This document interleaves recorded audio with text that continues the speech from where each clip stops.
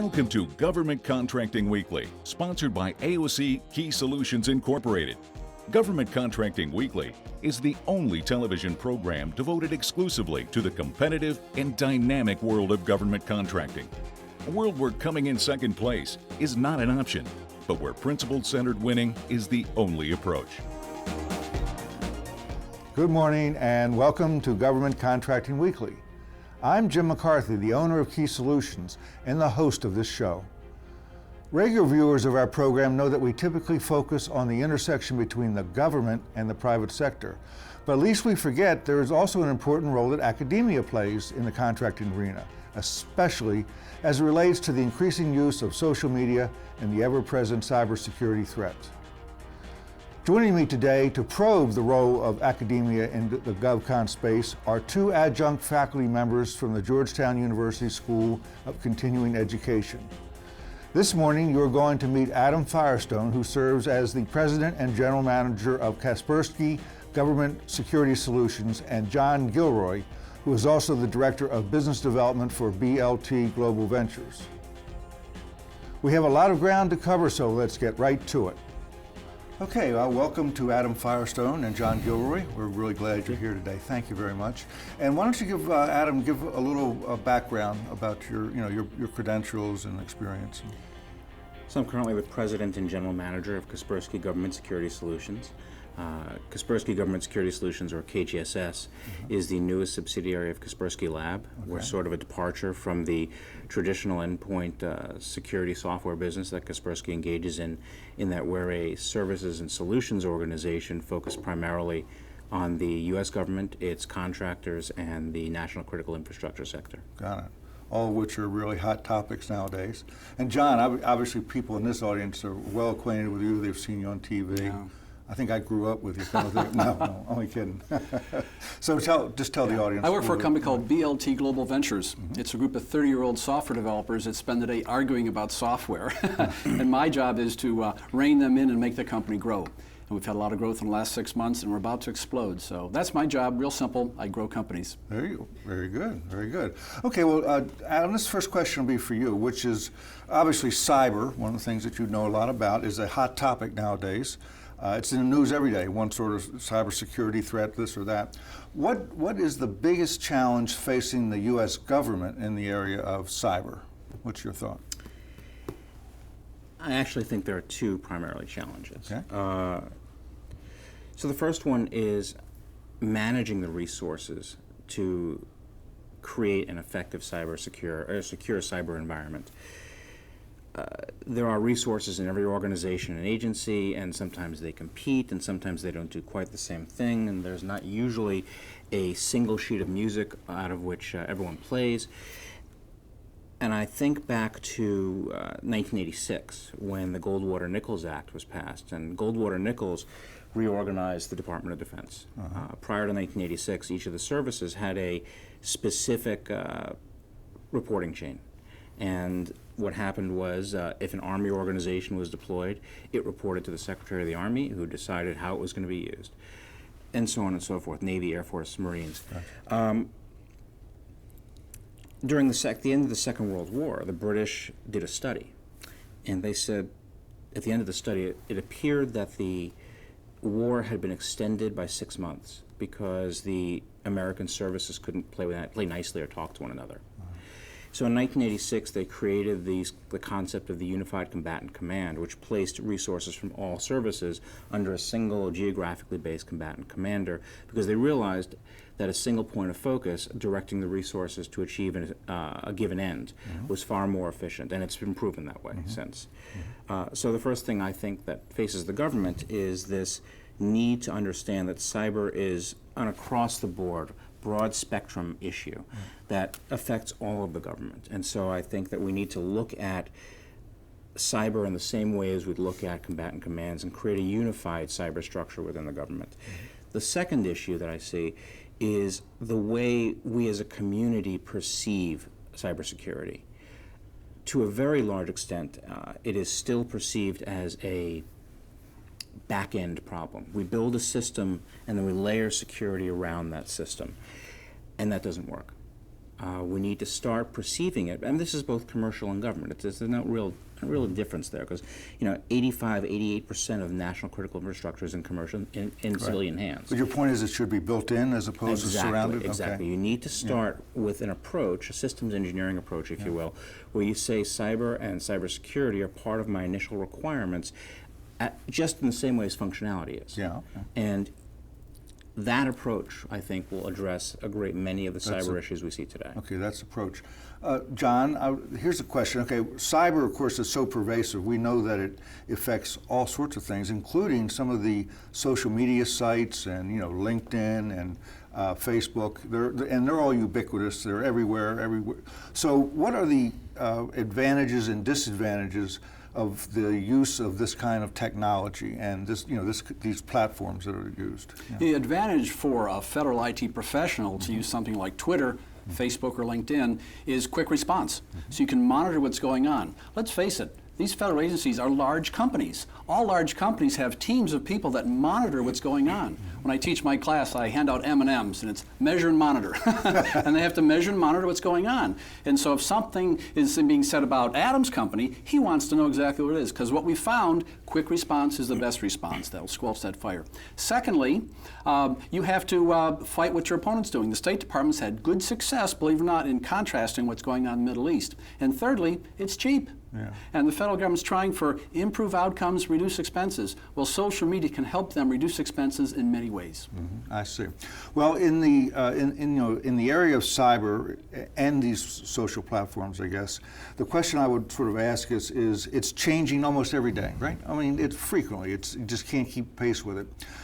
So, how are some ways that the government can keep up with that? How do you keep up with change? Adam. So I think there's two kinds of change we're looking at. And one is long-term, and it's systemic change.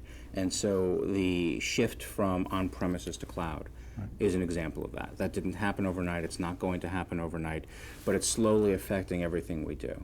The shift to user-based internet experiences, where it's not just coming from presented to, but the user is an integral part of it. Social media is a good example, is another long-term change.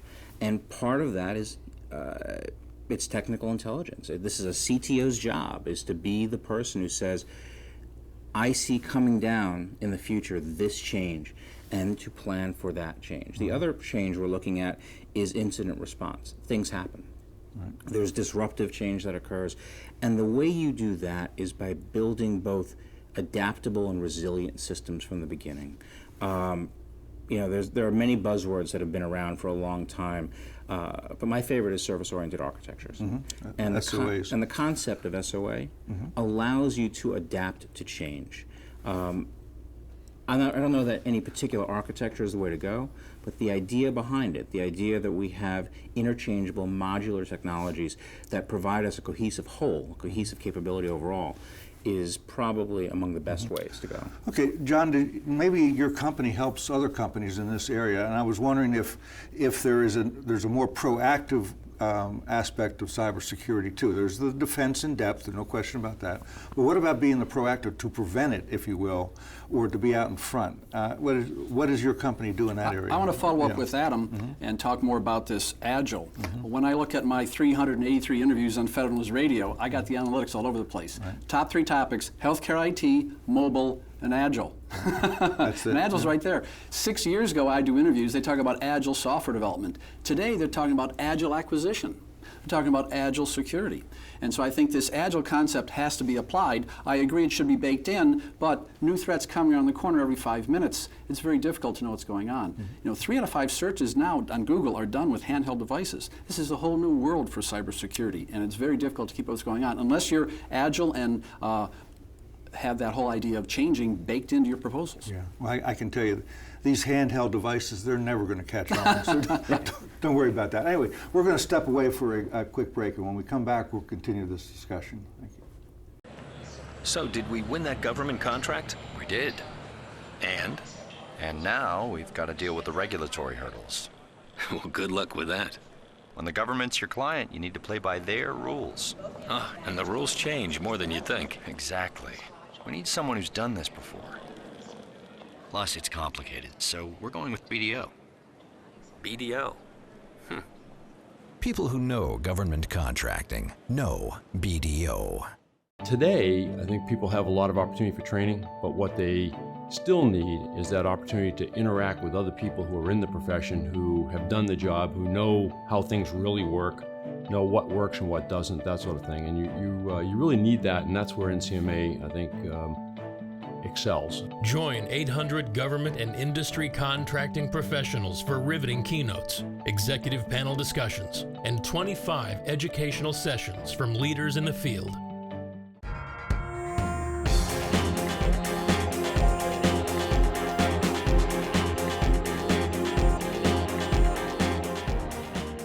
Welcome back. John Gilroy, I'd like to ask you a question about the workforce that's of today, or tomorrow even, in both the government sector and in the private sector.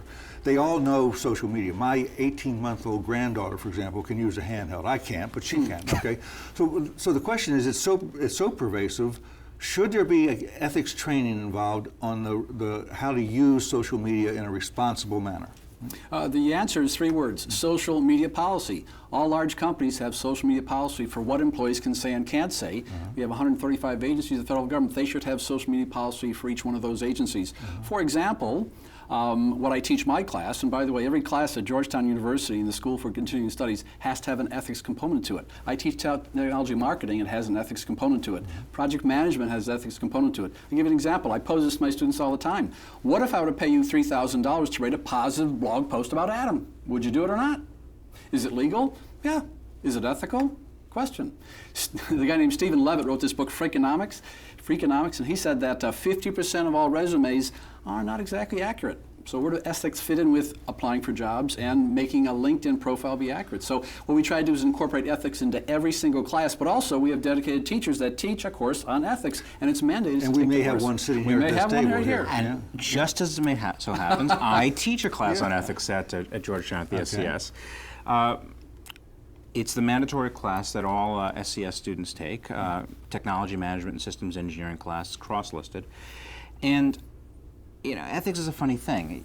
You can have a book on it that says do the right thing, and it gives you examples of right thing and wrong thing. But I think one of the most important things to get across is that every activity in every business, whether it's government or commercial, is an ethical choice-making activity all the time. So what I teach my students is, let's talk about this program or that program or this event, and whether it's patent trolling and fee shifting, or whether it's the acquisitions history of the Joint Strike Fighter, the responsibility of a leader is not only to figure out the schedule, is not only to figure out the dollars and cents and budgeting, but also to say decisions. I will have decisions, and every decision has an ethical component. How do I manage those decisions? And more importantly, every ethical decision, every ethical issue is a risk. It creates itself as a risk within the program that you're trying to achieve. A risk to the government agency or the business, or to the Anybody, individual? anybody who's executing. Do we have a right or a role in, let's say, policing what somebody does on the internet after hours, or on social media after hours? I think the government answer to that would be yes. Yeah. I think you can, if you looked at the history, for example, of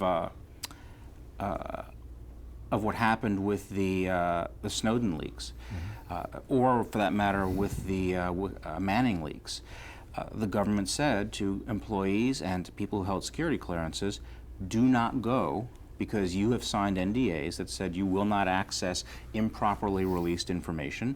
And you can say, there is, to an extent, you can do this or you shouldn't do that. You can say that there is a right and a wrong. But let me get back to the risk factor. We have to understand that these translate to risks, and these risks translate to the ability of a program to succeed or not to succeed. If you look at, and perception is everything. So if you look at what happened to the National Security Agency, I mean, you can talk to the General Counsel. Everything they did, every program was reviewed and reviewed and reviewed, went through the appropriate and necessary steps, legally reviewed, programmatically reviewed, and were given the green light. The question that comes up now is, well, why were they given the green light? But when you look at it from an ethical perspective, if you've done everything you can possibly do, and that's what we teach the students, you have a responsibility to say, what could happen? Is this an ethical decision? And how does that translate to a risk? John, the students at Georgetown University's School for Continuing Studies, they're all technology leaders. We want them to be. And I like to boil it down to a real simple question. So Adam, you're working at an agency and you notice a security breach. Do you announce it? What if you're working for a contractor? What does the policy have to announce that a security breach actually took place? This is an ethical question. You may say that, well, I want to let the other people know that this is a problem, but your company's going to look bad. So what do you do? And I love putting the students on the spot and finding out, because it's such a wide range. Yeah, it's great. But fundamentally, should the government be in the business of policing the internet or the social media sites? Is that something that's going to happen? No, they're not in the business of policing anything. Okay. They're in the business of making sure that their employees don't do anything stupid. You know, let's take the advice from Forrest Gump and Lieutenant Dan. Don't do anything stupid, you know? Yeah. That's what I think the advice they could have. That's the limit of their policing activities. Well, I don't know. With human beings, what else can you do? I have 3 grown kids. It's the same problem I have. Yeah, okay. Well, what recourse does an individual have if attacked somewhat unfairly on the social media, and once it's out there, they say it's out there forever? Is that the case? The internet does live forever. You can go to any number of sites that literally archive the internet. And so, yes, it never goes away. You can control your own space. You can learn how to use the tools that are available on each site to control the space you're in. But in the end, you never really fully have power over what someone says or doesn't say. And I don't know that that's such a bad thing. I think there are issues with anonymity. Anonymity creates a breeding ground for unkind and discourteous behavior. Because there's no accountability whatsoever. Correct. Okay, well, John, we're going to step away again. When we come back, I'd like to talk about some lessons learned in the private sector that maybe could be applied to the public sector. So we'll be right back. It's no surprise to any of you that social media has impacted virtually every aspect of our personal lives. Sure, you can say there are both pluses and minuses, but this is the world we live in, and absent a move to a deserted island, there's no getting around it. What is surprising, though, is how some in the government contracting community have not yet fully embraced social media as a business strategy, not only to advance your brand, but also to help win and retain business with your federal customers. At Key Solutions, we believe that social media has to be an integral part of your business development plan. We also believe that while this technology is advancing like a high-speed train, you can either jump on board or watch your competition leave you in the dust. If you are a federal contractor looking to integrate a social media strategy into your business, we will be able to help you. Contact us at aockeysolutions.com.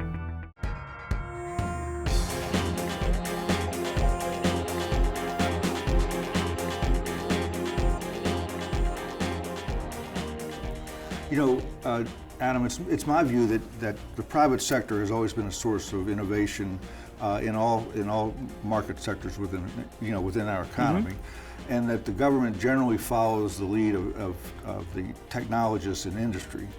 And so my question is, what in the private sector can we learn that could be of advantage to the public sector? What lessons learned are there?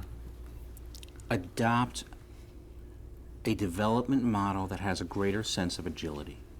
So instead of assuming that you have a waterfall world where you know everything up front and you're going to do this part and then this part and then this part, you say, I know what I know right now, I know what I want to achieve at the end, but I will constantly be learning. So build a little, test a little, field a little. Build a little, test a little, field a little.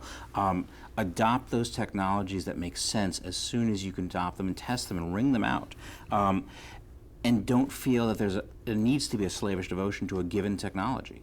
The ability to look for the good and not wait for the best is something the private sector has leveraged tremendously. If you look at the rapidity with which Android has grown. Android started out as a glitchy operating system, and I can remember being laughed at by my Apple-carrying friends. But Android came back, and by putting out 2 or more major releases a year, we now have a very, very capable operating system that has, established a market dominance. Right. Okay, so there's an example. John, give us another example, perhaps, where the government can learn from the private sector in the area of, say, cyber protection. Sure. I just had a guest on my show named Alan Harper, and he's one of the co-authors of a book called Gray Hat Hacking. And I think it's a wonderful book. It's a good place to start. It's been around for 15 years and improved every year, agilely improving every year. And they every year attend this Black Hat conference and learn new things. So I think there's a lot to be learned from the private community, from the government. And I think this is a great place to start. And his name is Harper, H-A-R-P. Joined the Marines at 18, big tough guy. Turned out he was smart, got a bachelor's degree, and became an expert in cybersecurity. So it's a great lesson right there. That's a nice plug for him, too, by the way. So let me ask you, with all this, how do institutions such as Georgetown, how can they play a role, or a more active role, or a more effective role, if you will, in this whole area of cybersecurity, cyber protection, threat analysis, and so on? What's your thought on that? Well, my experience has been that Georgetown can be a forum for discussion of a wide range of topics. Yeah. For example, because I teach technology marketing, I bring in female entrepreneurs into the classroom. It gets a remarkable response. I think if we take in professionals like Alan Harper or like people like Alan Paler from the Science Institute, put them in a classroom, close the door, have those students go at it, boy, a lot of information gets exchanged informally in face-to-face environments. Steve Van Roykel was in a classroom. He turned to me, he said, "No notes." And he talked about everything when he was poor in the Midwest and Windows for Work groups. So I think this interchange of ideas in a safe forum is really good. Challenge the paradigm. Challenge the students to go beyond what they know today. And that's one of the biggest problems we have in technology. If it exists today, it must be the right solution. And what we can do at Georgetown is say, don't assume that.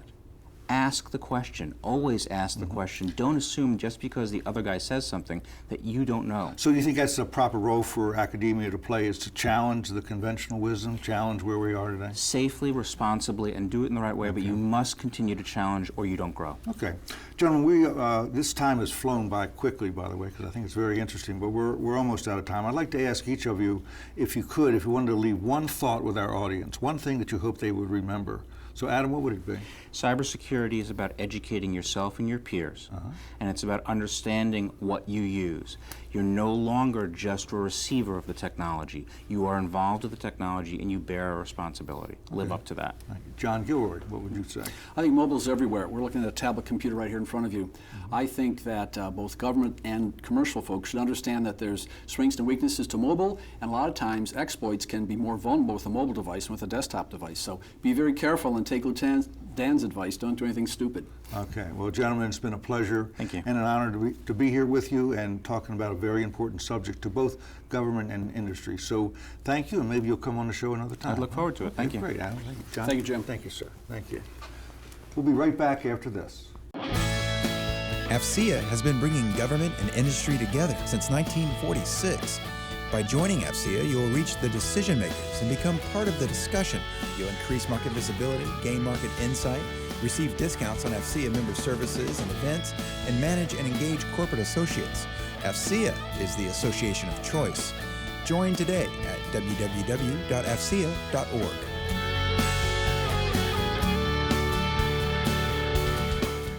Question for you. Do you lack an overall effective win strategy? Hi, I'm Jim McCarthy, owner of Key Solutions.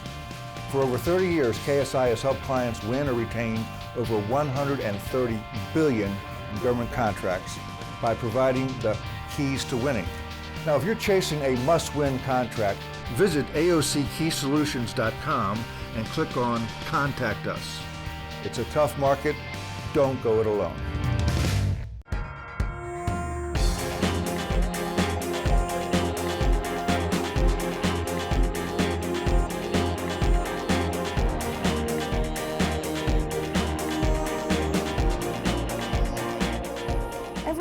The GTSC beats the drum of cybersecurity during October's Cybersecurity Awareness Month. We pull out the cute little monster virus icons, parade a series of sessions, webinars, and blogs about the perils of ignoring cybersecurity, and try to provide some tangible steps for companies to implement to be responsible partners to their federal clients.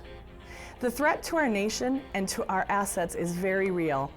Most recently, the Senate Armed Services Committee found that Chinese government hackers have repeatedly infiltrated the computer systems of government contracting firms of all sizes to find out about the movement of U.S. troops and military equipment.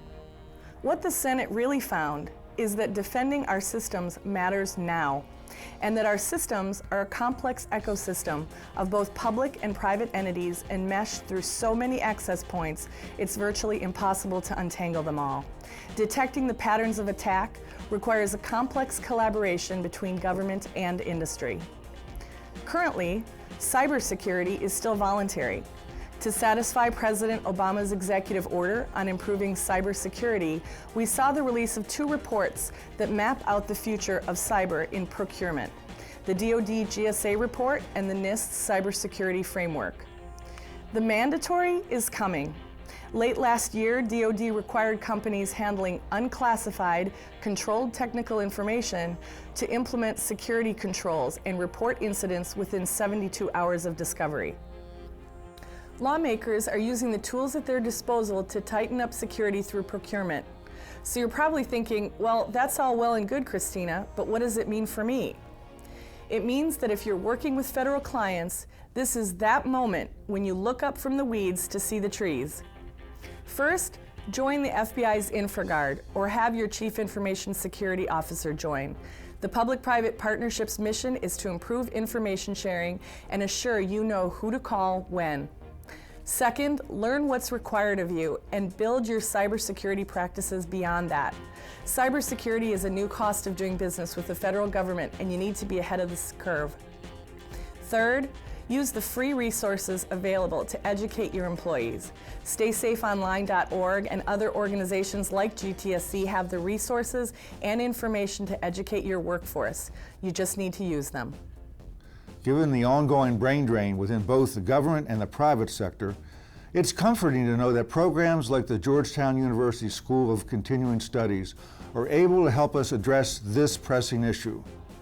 I want to thank John Gilroy, the Director of Business Development for BLT Global Ventures, and Adam Firestone, the President and General Manager of Kaspersky Government Security Solutions, for joining me today in their roles as adjunct faculty. But most importantly, I want to thank you, our viewers, for once again making Government Contracting Weekly a regular part of your learning regimen. Now, on behalf of all my colleagues at Key Solutions, I'm Jim McCarthy, and I'll see you next week.